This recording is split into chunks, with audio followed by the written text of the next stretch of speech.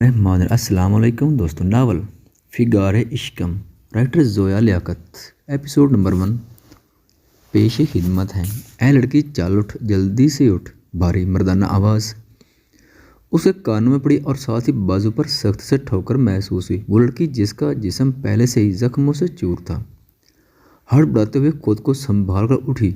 अभी भी तो उसे नींद आई थी, मगर इस दुनिया ने हर किस्म के जुल्म उस पर ढाए थे और अब उसे इस अंधेरी चार दीवारी जो कैसे भी बदतर थी में सुकून भी मुयस्सर ना था। चल बाहर। क्या उसने घाल सुना था? वो आदमी उसे बाहर चलने को कह रहा था, जिसने पिछले 3 साल से दुनिया की एक झलक नहीं देखी थी, जो सूरज की किरणों से भी महरूम थी, जो किसी नाजुक फूल की तरह मुरझा गई थी। क्या वाकई उसे बाहर जाने का कहा गया था? हम बाहर जा सकते हैं। वो हाथ को, जिस पर तकरीबन जख्म के साथ जख्म था, दिल पर खुशी से रखते हुए बोले, चल वक्त नहीं है मेरे पास, सर आते ही होंगे। उस आदमी ने उसे बाजू से पकड़कर कहा, हम नहीं चल सकते। वो बाजू दुखने पर कराह गई थी। तेरे इसी झूठ की कब्र खोदने सर खुद आ रहे हैं। पिछले साल से तू यही कह रही है, तू चल नहीं सकती। वो आदमी घुराया, जबकि सार सुनकर उस लड़की की आंखों से खौफ के साए लहराए थे। चटाक एक जोरदार थप्पड़ उसके नाजुक चेहरे पर पड़ा था। उसे कंधे तक आते मैले बाल लहराए और वो दीवार से लगी थी। सर को एक जानिब से थामती हुई वो कराह गई। साथ ही सारा ना पाकर वो नीचे गिरी थी। तुम पर तरस, इतना कहकर वो टूटे दिल के साथ हंसा था। मैं तो तुम्हें ऐसी ठेस पहुंचाना चाहता था जो तुम जिंदगी भर अपने दिल पर महसूस करो। बेहद नफरत करता हूँ तुमसे और जिंदगी भर करूँगा। तुम्हारे अजीज बाप ने मुझसे मेरी ज़िंदगी, मेरा सब छीन लिया और अब तुम मुझसे इंसानियत की उम्मीद रख रही हो। मरजान काजमी से उसे कंधे से जकड़ते हुए गुर्राया। हमारे पास भी कुछ नहीं रहा। थप्पड़ की वजह से उसके होंठ से खून बह रहा था और वो उसकी खाक सता रंगी आंखों में आध खुली आंखों से देखते हुए धीमे से बोली थी। वो संजीदगी से उसकी ब्राउन आंखों में देखते हुए लब भेज गया था। वाकई वो उससे सब छीन चुका था, कुछ बाकी नहीं था उस लड़की के पास। अब हमारे पास अब कुछ बाकी नहीं रहा, वो धीरे से कहकर उसके कंधे पर गिर सी गई थी। वो दर्द से आंखें मीचता हुआ उसे खुद से झटकते हुए दूर गिरा चुका था। ठीक कहा तुमने नदी, उसे बाहर सड़क पर फेंक दो, इससे मेरा कोई वास्ता नहीं। गार्ड को सादे लहजे में कहकर वो आखिरी नज़र उसके सख्त वजूद पर डलता हुआ कमरे से बाहर निकल गया था। वो एकदम लर्ज उठी थी। बुरी यादों के साए उसे चारों तरफ से घेर चुके थे। हमें हमें कहीं नहीं जाना। वो बाजू छुड़ाते हुए ढह गई थी। चल उठ, सर आते ही होंगे। गार्ड ने दांत जमाकर गुस्से से कहा, हम नहीं जाएंगे। वो घबराते हुए घुटनों में सर दबाकर चेहरा छुपा चुकी थी। गार्ड ने गुस्से से पहले उसे कोई चीज़ समझकर पैर से ठोकर मारी और फिर बड़े बड़े कदम लेते हुए कमरे से चला गया था। क्या करूं, दरवाजे पर ना करूं या नहीं? अब की बार वो घबराकर नाखून चबाते हुए बोली थी, क्या कर रही हो जोनी? पूरा दिन यहीं खड़ी रहोगी?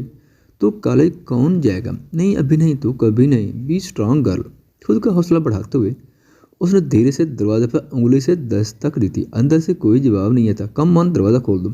सड़ियल, मुझे देर हो रही है। कलाई पर बंदी खड़ी पर टाइम देखते हुए वो दांत कचकचा गई थी।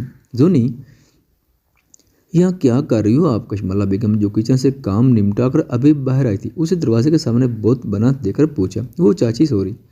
वो जुबान को फिसलते हुए रोक गई थी। अम्मी जान, दरअसल मुझे कॉलेज जाना था और देर भी हो रही है। और मरजान भाई दरवाज़ा नहीं खोल रहे। लफ्ज़ भाई पर जोर देते हुए वो हल्की सी खफा होकर बोली थी, तो बेटा नजम से कह दो, वो छोड़ आएगा। कशमाला बेगम ने लापरवाही से कहा, असल में वो बहुत धीरे कार चलाते हैं। उनके साथ गई तो कल सुबह पहुंचूंगी। बहाना बनाते हुए वो मुस्कुराए।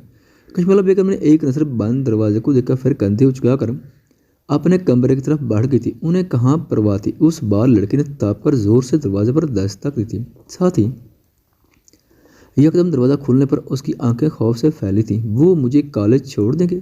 वो बत्ती से निकालते हुए बोली थी, साथ ही पेशानी से पसीना साफ के नहीं, सर्द लहजे में लापरवाह लहजे में कहकर वो उसके मुंह पर दरवाज़ा बंद कर चुका था, जबकि वो गुस्से से तन फन करती हुई बैग कंधे पर टांग कर लॉन्च की तरफ चली गई थी।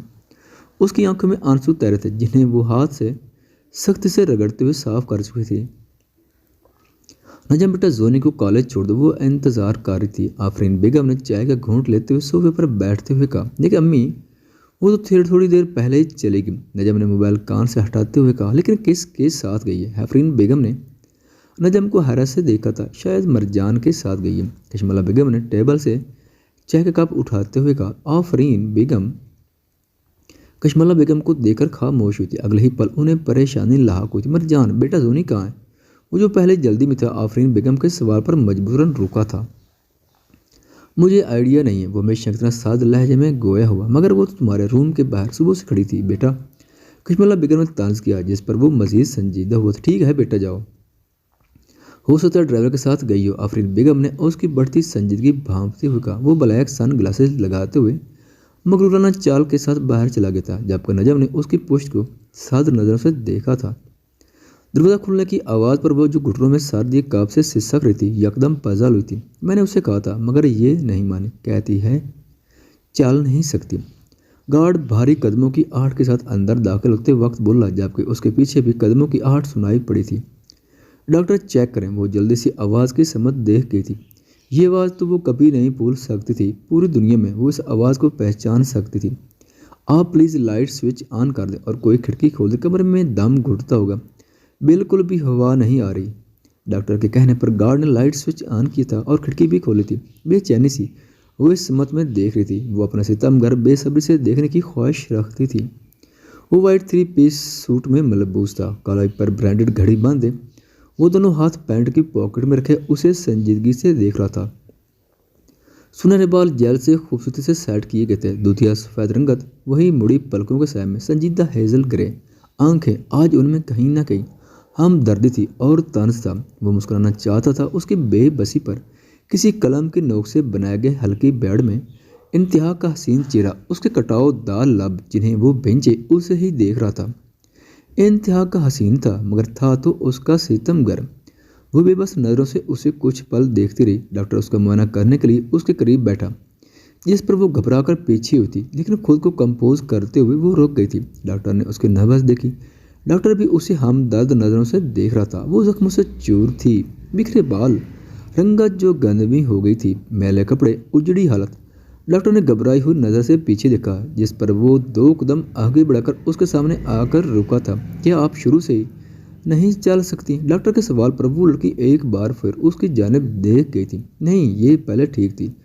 कुछ दिनों से खाना नहीं खा रही। और क्या? क्या इलेक्ट्रिक शॉक्स की वजह से ऐसा हो सकता है? गार्ड की बात पर डॉक्टर का चेहरा पीला पड़ गया था। It's possible.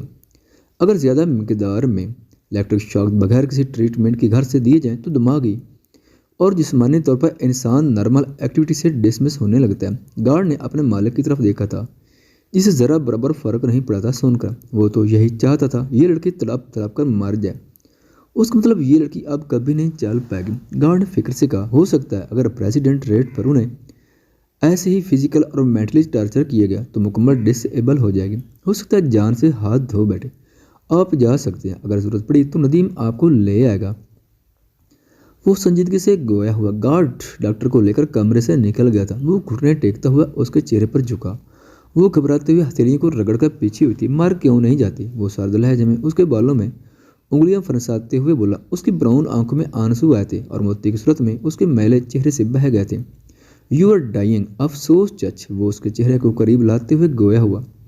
वो मुसलसल उसकी हेजल ग्रे आंखों में देखती जा रही थी। अभी मार दे मुझे, वो धीमे से बोली थी। वो पैंट की पॉकेट से पिस्टल निकालकर उसके सर पर रख चुका था। मार दें, वो आंखें मेजते हुए धड़कते दिल के साथ बोली थी, जबकि वो जो उसे तंग करने की नई तरकीब सोच रहा था अचानक पिस्टल को धीरे से पीछे करते हुए उसके गर्दन से दबोच चुका था। जानती हूँ, मैं तुम्हें जिंदा रखना चाहता हूँ, चाहे तुम्हारे जिस्म में खून की एक बूंद बाकी ना रहे। तुम सड़ जाओ, लेकिन ये सांसें चलनी चाहिए हर हालत में। तुम्हें इन अज़ियों से गुजरना चाहता हूँ जो मैंने देखी और महसूस की हैं। बिखरे सख्त लहजे में कहता हुआ वो उसे और करीब कर चुका था। खौफ से उसका वजूद कांप रहा था। वो खौफ बनना चाहता हूँ तुम्हारा, जिसे तस्वर करते ही तुम लरस जाओ, जो तुम्हारी ज़िंदगी का सबसे बड़ा डर हो, जो तुम्हारी तबाही की वजह हो, जिसे सोचकर तुम्हारा दिल धड़कने लगे। वो कांपती हुई सुर्ख नाम आंखों से उसकी ग्रे आंखों में देखकर एक ही सवाल कर रही थी, मेरा कसूर क्या था? दरवाजे पर दस्तक हुई थी। वो उसके बालों से उंगली को निकालते हुए और संजीदगी से पैंट की पॉकेट में हाथ डालते हुए खड़ा हुआ था। साहब, आपने बुलाया? एक मुलाजमा अंदर आते हुए बोली थी, जबकि लड़की की ये हालत देखकर उसका खून सफ़ेद हुआ था। उसका इतना ख्याल रखें कि ये 2 दिन में चलने लायक हो जाए। उसके बाद आपको आपकी मुंह मांगी कीमत मिलेगी और आपको यहाँ काम करने की भी ज़रूरत नहीं। वो हुक्म देता हुआ कमरे से चला गया था। उसका ठीक जाते ही खिड़की से एक साया गुजरा था। उसके जाते ही मुलाजमा उस लड़की के पास बैठते हुए उसके जख्मों पर मरहम लगाने लगी थी, जबकि वो मुर्दा सी नज़रों से दरवाजे की तरफ देख रही जहाँ से वो सितमगर गुजरा था। मरजान काज़मी दुनिया के टॉप बिजनेसमैन में सबसे पहला। पूरी दुनिया जानती है इतना बड़ा रईस पूरी दुनिया में ढूंढने पर भी नहीं मिलेगा। पूरी 3 कंपनियां संभालता है और वो भी दुनिया में टॉप पर चल रही हैं। हमें उसे कोई तकलीफ नहीं, मगर उसे हमसे है। पिछले कुछ महीनों से हमारा काम बिगाड़ने की हर मुमकिन कोशिश कर रहा है। ड्रग सप्लाई नहीं हो रही, धंधा ठप हो चुका है, हमारा नुकसान हो रहा है, हमारे आदमी पकड़े गए, कुछ मारे गए, कुछ कैद में हैं।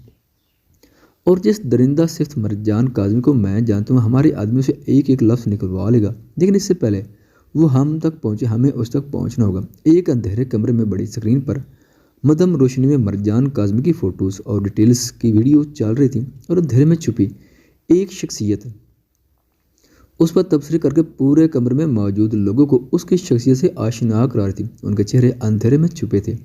तभी टेबल पर पड़े फ़ोन पर बेल बजी थी। तुम्हारे लिए बहुत बड़ी खबर है मरजान काज़मी, इस वक्त पाकिस्तान में अपने किसी खुफिया फार्म हाउस पर मैं लोकेशन भेज रहा हूँ, निकलने ही वाला है। ब्लैक मर्सिडीज़ है, कारकन पर मैसेज कर रहा हूँ लोकेशन के साथ। और फिर सीट का कश लेते हुए वो शख्स कुर्सी पर बैठते हुए भारी आवाज़ में बोला, बूम। दूसरी तरफ से मकरूह कहका सुनाई दिया था। दोनों फ़ोन पर कहका लगाते हुए हंसे थे। उसे बिल्कुल परवाह नहीं मेरी। जुन्नी मुंह बनाते हुए अपने सीट पर बैठी थी, जबकि उसकी दोस्त ने च्युइंगम का बबल फोड़ते हुए उसे घूरा। तो तुम उसके पास जानने की कोशिश करो ना, आखिर कब तक उससे डरती रहोगी। उसकी दोस्त रिदा ने मशवरा दिया, बस करो, पूरे घर वाले यहाँ तक डैड भी उसके घूमे फिरे दिमाग से वाकिफ है। एक बार ठान ले तो किसी की नहीं सुनता, और गुस्सा तो उसका दूसरा नाम है। जूनी ने किताब गुस्से से खोलते हुए कहा, मेरे पास एक आइडिया है, सुनो। जूनी रिदा की तरफ मुखातिब, और वो उसे धीरे धीरे कान में उल्टी सीधी पट्टियाँ पढ़ाने लगी। और जूनी हाँ में सर हिलाते हुए मुस्कुराई। सर आप गए नहीं? नदीम ने, जो कि उसका स्पेशल गार्ड था, कॉफ़ी का कप उसके सामने टेबल पर रखते हुए पूछा। मैं उसे साथ लेकर जाना चाहता हूँ। वो कॉफ़ी का कप उठाते हुए संजीदगी से बोला, लेकिन सर ऐसा फैसला अचानक क्यों? कोई मुझ पर नज़र रख रहा है? और आज फार्म हाउस में कोई आया था जिसे तुम में से किसी ने नहीं देखा। मेरे पास पिस्टल थी, मैं उसे मारना चाहता तो मार सकता था। वो काफ़ी का सिप लेते हुए लाभ भींच चुका था। मुलाजमा इस लड़की को लिए गार्डन में उसे चलाने की कोशिश कर रही थी, और वो कमज़ोरी की वजह से लड़खड़ा रही थी। मुझसे इतनी बड़ी लापरवाही कैसी होगी? मैं अभी सिक्योरिटी टाइट कर देता हूँ और उसकी डिटेल निकालता हूँ, लेकिन आपने उसे मारा क्यों नहीं? नदीम ने हैरत से पूछा। उसने ज़रूर बैक आपको इतलाह दी होगी। वो मेरी लोकेशन जानते और मुझे मारने के लिए भी निकलेंगे। गार्ड परेशान हुआ, लेकिन अपने मालिक को मुतमिन और पुरस्कून देकर हैरान भी हुआ था। वो जानता था उससे तो कुछ नहीं होना था, लेकिन आने वालों की आज मौत लाजिम मलजूम हो गई थी। ख़वातीन व हज़रात, वीडियो देखने का शुक्रिया।